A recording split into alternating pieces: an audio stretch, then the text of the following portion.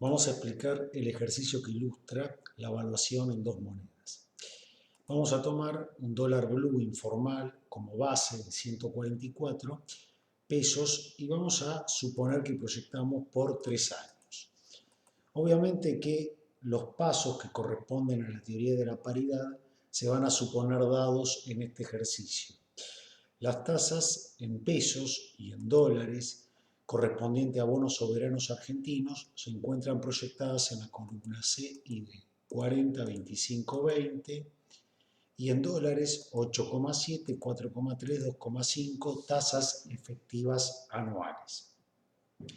Estas tasas son las que nosotros proyectamos a través de la técnica de bootstrapping o ajuste logarítmico calculando las curvas de rendimiento dada la duración modificada de los títulos soberanos en pesos y en dólares y la tasa interna de retorno reportada por cada uno de ellos. Bueno, bien. Aplicando el concepto de teoría de paridades, tipo de interés, tipo de cambios, que es básicamente la base, si se quiere, para llevar adelante la proyección consistente en dos monedas en términos nominales y reales, es que empezamos a proyectar el valor de la moneda dura, en otras palabras, el tipo de cambio futuro, el cual parte del tipo de cambio contado, 144, y se lo multiplica por 1 más la tasa de interés esperada en Argentina dividido 1 más la tasa de interés esperada en dólares en Argentina. Y esto nos daría el tipo de cambio para dentro de un año, 185,46, el tipo de cambio para dentro de 2 años, el cual toma el tipo de cambio forward dentro de un año, 185,46, y lo multiplica por 1 más la tasa proyectada para el segundo año en pesos dividido 1 más la tasa proyectada para el segundo año en dólares. Y así sucesivamente de manera recurrente se tiene en este caso los tipos de cambio futuro. La inflación, nuevamente proyectada por ajuste logarítmico para Estados Unidos, en este caso 1,80, 1,50 y 1,20, y obviamente aplicando la ecuación 2 se despeja la inflación esperada para Argentina. La inflación esperada, en este caso, para Argentina va a estar explicada por la diferencia entre el tipo de cambio para dentro de un año, 185,46, dividido 144 por 1 más la inflación norteamericana menos 1 más la inflación esperada en Norteamérica dentro de un año. Se infiere que si el tipo de cambio sube de 144 a 185 y la inflación esperada en dólares es de 8,7, entonces la inflación esperada en pesos va a ser de 31,11, 21,64 respectivamente para el segundo año y 18,48 para el tercero. Bien, estas son las bases que uno tiene macroeconómicas para empezar a construir las variables de proyección. Básicamente las variables de proyección me refiero al índice.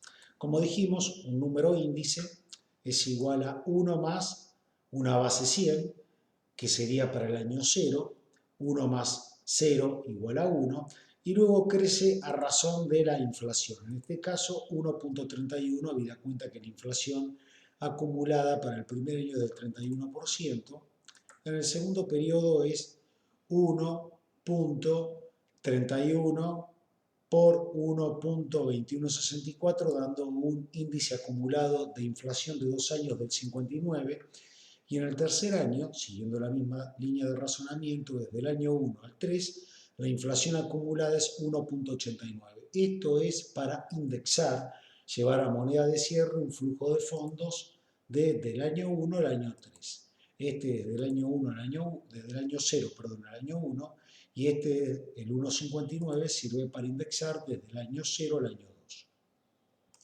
Si queremos calcular la indexación anual, entonces tenemos que hacer el primer índice dividido 1, 1,31. El segundo índice vamos a tener que es 1,21, que surge del cociente entre el índice acumulado para 2 años, 1,59 dividido el índice acumulado para un año, 1,31, y el mismo razonamiento para el tercer año, es el cociente entre el índice acumulado para 3 años de inflación 1,89 sobre el índice acumulado para 2 años de inflación 1,59. Esto sirve para ajustar magnitudes anuales. Bueno, siguiendo con el ejemplo. Vamos a suponer en moneda constante de periodo base la proyección de los flujos de fondos. Vamos a suponer un ejemplo muy sencillo que nosotros tenemos en el momento cero 900 unidades, que la depreciación es del 10%, que la tasa de impuestos es del 35% y que el costo o que el capital de trabajo representa el 5% de las ventas. Por lo tanto, si proyectamos que las cantidades van a crecer en 1000, 1150 y 1350 a partir de 900, este va a ser el flujo de fondos. El flujo de fondos del primer año surge por el producto entre 10 menos 6, precio de venta unitario menos costo variable unitario multiplicado por 1000, menos o 4, que es igual al costo fijo, por 1 menos menos o 4, que también sería la depreciación. La depreciación, voy a quitar flecha, y se calcula suponiendo que representa el 10% del stock de activos fijos, o sea, es el 10% de los costos fijos. Por lo tanto, nosotros para calcular el flujo de fondos y el capital de trabajo representa la inversión incremental el 5% de las ventas incrementales. 900 o 1000, mejor dicho, menos 900 es igual a 100. 100 por 10 es igual a 1000, 1000 por el 5% es igual a 50. Esta es la inversión incremental en capital de trabajo, tal que el flujo de fondos es igual a, para repasarlo nuevamente, a 10 menos 6, contribución marginal 4, 4 por 1400, menos 1000 de costos fijos, por 1 menos 0,35 te da el resultado operativo, más justamente sumar el ahorro de las depreciaciones menos Q4, que es igual a la inversión incremental en capital de trabajo. Y así tenemos los flujos de fondos sucesivamente para cada uno de los periodos. Va de suyo que si yo el flujo de fondos lo cambio por esta magnitud, supongo que no hay crecimiento en unidades, sino que se vende todos los años la misma cantidad de unidades, el flujo de fondos es el mismo y no hay inversión incremental en capital de trabajo, puesto que no se aumentó el nivel de actividad, este varía con el nivel de actividad. Bien, bárbaro. A continuación, una vez proyectado el flujo de fondos, como hay inflación, tenemos que hacer la corrección nominal. Bien, este flujo de fondos expresado en moneda histórica vamos a cargarle la inflación. ¿Cómo se carga? Básicamente tomando 1935 y multiplicándolo por el coeficiente 1,31. Tienes el valor de 2.537. Lo mismo para el año 2, lo mismo para el año 3. Es decir, lo indexamos por inflación. Si nosotros hubiésemos trabajado en términos reales, sin inflación, al flujo de fondos, con inflación lo tendríamos que deflactar. Por lo tanto, 2.535 dividido 1,31, 3.668 dividido 1,59, lo llevamos a moneda de año cero, 5.281 dividido 1,89. Obsérvese que si estamos en un contexto sin inflación, a lo único que se reduce la proyección de los flujos de fondos es obviamente a proyectar cantidades, crecimiento real. En el caso de que hubiese inflación, tenemos que además de proyectar este crecimiento real, hacer la corrección nominal de los flujos de fondos. Va de suyo que en este supuesto hiper simplificado, suponemos que el precio de venta y los costos variables, al igual que los costos fijos y el tratamiento fiscal del impuesto a las ganancias está perfectamente correlacionada con la evolución de precios. Caso contrario, debemos ver cómo cada uno de los componentes nominales, precio de venta, costo variable, costos fijos y el tratamiento fiscal del impuesto a las ganancias evoluciona con la inflación. Y para ver esto, o sea, digo, para ver que la corrección nominal es muy importante, si yo tuviese solamente 900 unidades, van a poder apreciar que el flujo de fondos en términos reales sería el mismo. Y lo único que estamos haciendo es una corrección nominal en este caso. Bien, que digamos,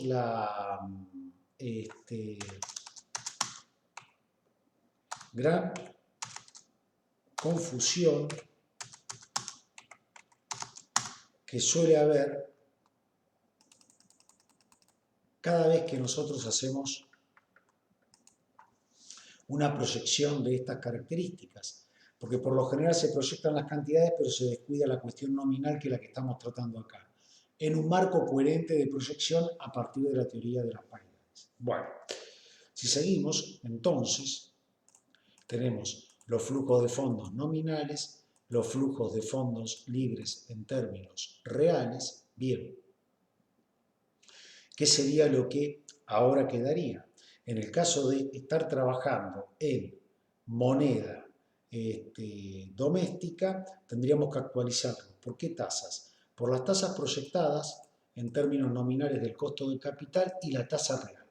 La tasa nominal es la que nosotros vamos a observar a través de los precios de mercado. La tasa real es la que vamos a obtener aplicando la ecuación de Fisher, básicamente, que se ha visto en algunos cursos de matemática financiera, cómo quitar la inflación a la tasa aparente.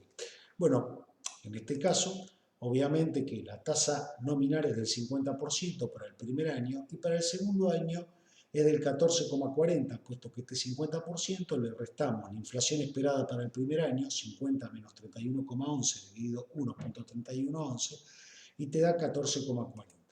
Las tasas no se mantienen constantes como corresponden a la evolución de la macro. Obsérvese en estos casos como, en este ejemplo, la tasa es equivalente a la tasa doméstica más una prima por riesgo del 10%, que nosotros pusimos ahora, C4 más 0,10. ¿Cómo va evaluando? ¿Cómo va variando esta? Y lo mismo para la tasa real. La tasa real va a depender para cada periodo, obviamente, de la inflación que se va teniendo. Bueno, perfecto. Obtenidas las tasas reales y nominales en pesos, se procede a actualizar cada flujo de fondos. Obsérvese, el primer flujo de fondos se actualiza por una tasa de 1.5. El segundo flujo de fondos, voy a quitar flechas, se actualiza por 3.500, se divide por una tasa de 1 más por el primer periodo, 50% por 1 más, 35% el segundo periodo, puesto que las tasas son variables. Igual consideración vale para el flujo de fondos del tercer periodo. Se actualiza por 1.5 más 1.35 por 1.30, es decir, multiplicativamente. El flujo de fondos se divide por 1.5 por 1.35 por 1.30. Y obtenemos así el valor actual de cada flujo de fondos. Este, obviamente, sumado, es el valor actual del fondo de comercio, de este flujo de fondos a 3 años de este emprendimiento. Si esto yo lo quiero llevar a moneda real, básicamente nosotros vamos a tener que los 1.935 lo tenemos que actualizar a la tasa real, 14,40, 1.728 es el resultado de tomar el flujo de fondos 2.195 aquí, que es el deflactado, descontado ¿a qué tasa? Este último. Este último descontado, la tasa de 1.1440 por 1.1098. Y similar razonamiento merece el tercer flujo de fondos. Obsérvese que, tanto en términos nominales como en términos reales, el valor actual es el mismo debido a que es una cifra a valores de hoy. Bien, perfecto. Ahora vamos a trabajar en moneda dura, en dólares. El común error que se comete cuando uno evalúa en dólares es tomar este valor actual y dividirlo por el tipo de cambio spot. Y eso es un error, puesto que lo que nosotros tenemos que hacer es calcular el valor del dólar futuro y tomar este dólar futuro para dividir el flujo de fondos futuros en pesos por el dólar futuro y así obtener el flujo de fondos en dólares esperados. En otras palabras, el flujo de fondos en dólar esperado, en este caso 13,68, surge de tomar el flujo de fondos con inflación y convertirlo al tipo de cambio futuro. no a 144, sino a 185, básicamente, que es este tipo de cambio, dándonos 13,68. Para el segundo año, similar razonamiento, los 3.500 expresados en moneda del segundo año se lo divide por el dólar futuro, básicamente 222,27, obteniendo un dólar de 15,75, y así sucesivamente. Básicamente, este flujo de fondos en dólares se debe actualizar a la tasa nominal en dólares. ¿De dónde sale esta tasa nominal? Básicamente sale de construir la tasa a partir de la tasa en pesos. Es decir, 1 más la tasa en pesos, L19 dividido 1 más G4, la deflactamos, le sacamos la inflación argentina y le sumamos o le adicionamos la inflación en dólares norteamericana menos 1. Esta ecuación es la que nos da la tasa en pesos convertida a dólares dada la proyección de inflación argentina e inflación esperada en Norteamérica. Y así tenemos las tasas nominales en dólares. Obviamente, aquí lo que vamos a estar obteniendo es el valor actual en dólares. 13,68 deflactado a 16,46, perdón, actualizado a la tasa de 16,46 da 11,75, 12,01 es el producto del tipo de cambio, el flujo de fondos convertido al tipo de cambio 15,75 actualizado por 1,16 y por 1,1264,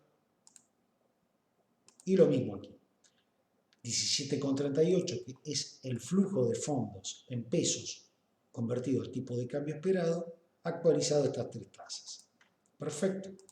La suma algebraica es el valor actual en dólares. Si yo quiero trabajar en poder adquisitivo de hoy a dólar de hoy, obviamente que el dólar proyectado lo tengo que deflactar. A este dólar proyectado yo le tengo que sumar la inflación norteamericana y sacar la inflación argentina. Por eso se divide por 1 más la inflación esperada en Norteamérica y se le saca la inflación argentina. Y obsérvese que es el dólar de arranque, 144. Si, solo si trabajo en términos reales, puedo dividir los flujos de fondos, vamos a ponernos acá, en términos reales,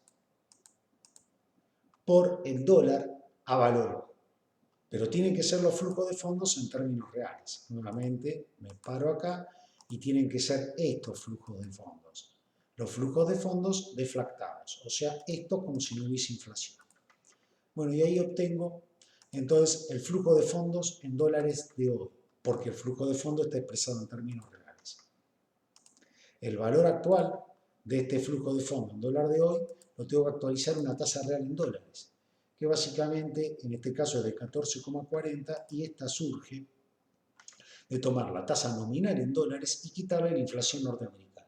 Es 16,46 menos la inflación esperada 1,80 dividido 1,80.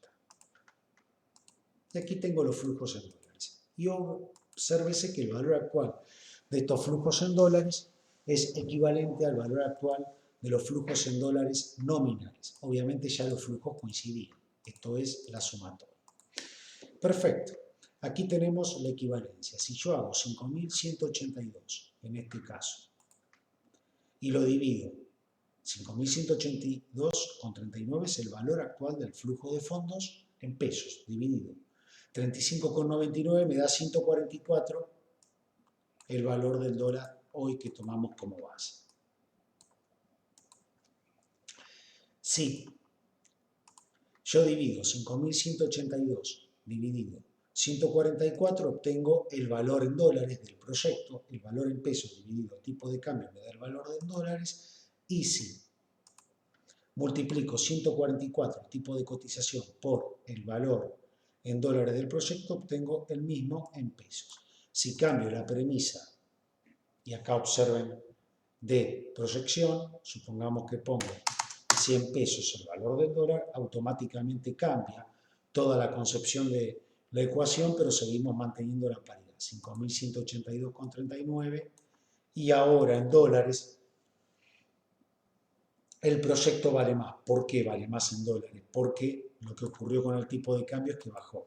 Si el dólar valiese 1, un peso, un dólar, el proyecto valdría 5.182 pesos, 5.182 dólares. Un peso, un dólar. Si el proyecto vale, si el dólar vale, perdón, 144, obsérvese que volvemos nuevamente acá, perdón, justo anulé una celda. Ahí está. Bien. Si volvemos al valor original de 144, volvemos nuevamente a 35,99. Fíjese que el activo, a valores de hoy, 5.182,39, así yo cambie el dólar de valor, lo pongo en 20, siempre se va a mantener constante. ¿Qué es lo que cambia? Lo que cambia es la cantidad de dólares que vale este activo en pesos argentinos. Cuando el dólar baja, en dólares vale más. Cuando el dólar sube, en dólares vale menos. ¿Qué es lo que está ocurriendo? Básicamente ocurre con los activos argentinos, las empresas, las acciones, los proyectos de inversión. Cuando el dólar sube producto de un proceso inflacionario, obviamente que en valores actuales, en pesos, queda igual, pero en dólares se modifica. Si sube el dólar vale menos, si baja el dólar vale más en dólares. Se aprecia la Argentina en dólares. ¿Y esto por qué va a estar explicado? Básicamente por la proyección de la inflación argentina en dólares, en pesos y en dólares, que va a estar explicada por la tasa de interés que nos exigen los inversores por bonos soberanos en pesos y en dólares, puesto que esta tasa de interés que exigen los inversores, y como diría Fisher y otros economistas, lo que tienen no es solamente cobertura por riesgo de default, sino también expectativa inflacionaria dentro de la tasa requerida. Bien, espero que sea suficiente.